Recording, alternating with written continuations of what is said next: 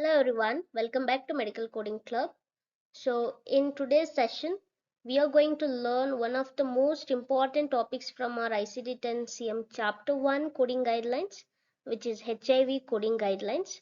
And since in this masterclass we have already covered ICD conventions and ICD general coding guidelines on both interview perspective as well your exam perspective.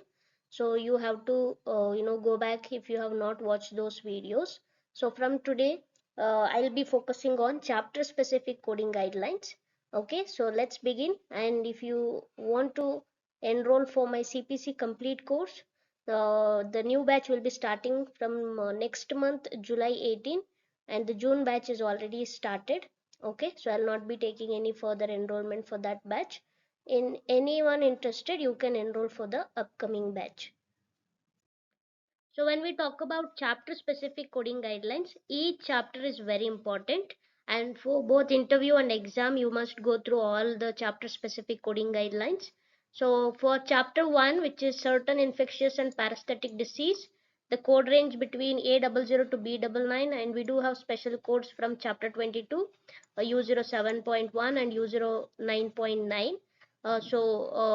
These two are also important because this goes with coronavirus infection, and rest of the conditions including HIV, infectious agents, and infection resistant to antibiotics, and other important conditions like sepsis, severe sepsis, septic shock, MRSA, Zika virus, and coronavirus infection. All of these conditions have the specific guidelines from chapter 1. Okay, so in today's session I'm only focusing on HIV coding guidelines. Okay, the other things also I'll cover in upcoming classes. And the thing is, this PDF or the guideline that I'm going to discuss is from 2027 only, because we have already received this 2027 PDF, which will be effective. These guidelines will be effective till September 30 2027. Okay, so like, not, we do not have any changes actually, but I'm just giving you information that the guidelines that I'm going to discuss from the PDF of 2027. Okay, like I'm again a year ahead, but this is going to be effective from October 1st, 2026. Okay, and these guidelines are already currently we are using. Okay, don't think like these are new guidelines. Already we are using, and there are no changes. Okay, since you should have that update, I'm again discussing. Okay, that's it. So firstly, the first question is, what is the ICD-10-CM guideline for HIV cases? So please know that only confirmed cases for HIV will be coded as B20, and which is very important, so that the provider documentation states patient is HIV positive or HIV disease, sufficient confirmation, and then the positive laboratory results are not required. You do not have to have any kind of lab results to confirm. If provider diagnostic statement is there as positive, then we will take it as HIV positive. Okay, and if laboratory confirmation is required before assigning an HIV code, you can say like, no, we don't need any lab related results. If provider says, that is enough. Then which code is assigned when provider documents AIDS or HIV? We have the ICD code B20, which says human immunodeficiency virus. Okay, and then when should be the code B20 be assigned? So B20 is assigned when AIDS is documented or HIV disease is documented, and the patient has HIV related illness or condition resulting from HIV infections. Okay, in these are all the cases you will assign B20. And then we do have another set of questions.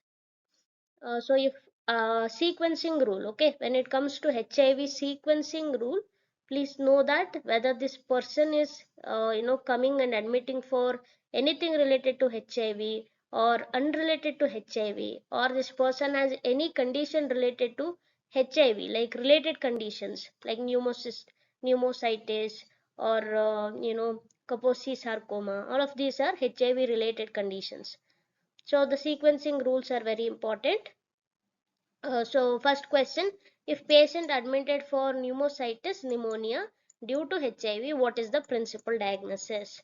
Okay, since the person is admitting for pneumocystis pneumonia, which is HIV related condition, HIV code will be sequenced as PDX, okay, which is primary diagnosis, and then pneumocystis pneumonia will be coded as secondary diagnosis. Then how are HIV related conditions sequenced when admission is due to HIV related illness? So again it is going back to the same question. So you assign B20 as PDX and related like HIV related condition as secondary diagnosis. But there is one exception. So when we talk about this hemolytic uremic syndrome, which is also HIV related condition, but only for this specific condition, even it is related to HIV, if patient comes and admit for HUS condition, then HUS will become primary diagnosis, okay, and B20 will become your secondary diagnosis. Okay, this is an exception rule and it is very important. Then lastly, the sequencing rule include patient with HIV disease admitted for a fractured femur after a fall. How is coding is sequenced? Okay, so in this case, the person is admitted for unrelated to HIV.